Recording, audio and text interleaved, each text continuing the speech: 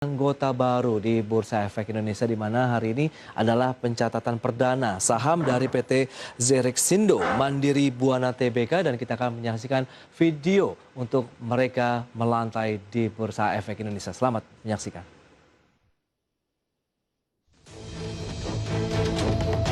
Pemerintah Indonesia selangkah lebih maju dalam upaya mewujudkan pengembangan industri baterai kendaraan listrik atau EV battery dengan meresmikan pembentukan Indonesia Battery Corporation. Hal ini sejalan dengan persiapan dan antisipasi perkembangan industri global pasca pandemi COVID-19. Sebab model bisnis di seluruh dunia diyakini akan banyak berubah setelah adanya pandemi. Menteri BUMN Erick Thohir mengatakan Indonesia Battery Corporation merupakan gabungan dari 4 perusahaan BUMN, yaitu PT Indonesia Asahan Aluminium Persero atau Inalum atau Mind ID, PT Aneka Tambang Tbk, PT Pertamina Persero, dan PT PLN Persero. Tentu kita ingin menjadi global players juga. Dengan apa? Yaitu alih teknologi dan penguasaan pasar ke depannya, sehingga kita tidak hanya jadi market saja. Dan tentu yang terpenting ini yang selalu kita ingatkan, pasca COVID ini juga bisnis model berubah. Ini yang kita harus antisipasi.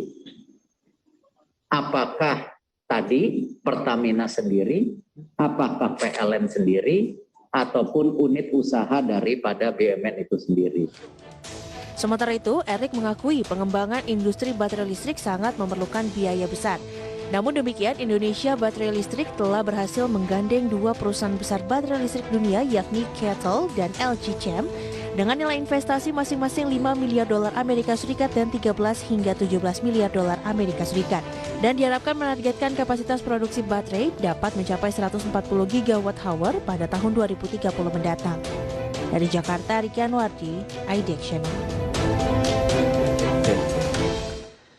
Ya, pemerintah memang telah resmi untuk membentuk Indonesia Battery Corporation begitu dengan informasi yang sudah kita sampaikan tadi. Anda melihat lebih kepada untuk ekspektasi jangka menengah panjang masih oke nih Mas Vino. Tapi bagaimana dengan saham-saham yang kemarin berjatuhan? Apakah memang justru saat yang tepat hari ini kita bisa mengambil posisi beli atau menunggu bahwa pelemahan ini masih akan terus berlanjut begitu di sepanjang hari ini Mas Vino?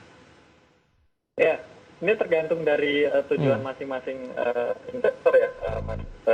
Jadi kalau misalnya untuk jangka panjang tentunya tadi dengan view bahwa dengan pendirian holding Battery Corporation itu sesuatu yang sangat positif ya. Okay. Tentunya buat teman-teman saat ini bisa dipertimbangkan untuk mulai masuk karena saat ini kan boleh dibilang baru tonggak pendirian itu sendiri gitu. Nah, tapi kalau untuk yang trading ini memang sejauh ini untuk saham Antam ya itu masih cenderung konsolidasi. Jadi masih cukup riskan untuk masuk gitu.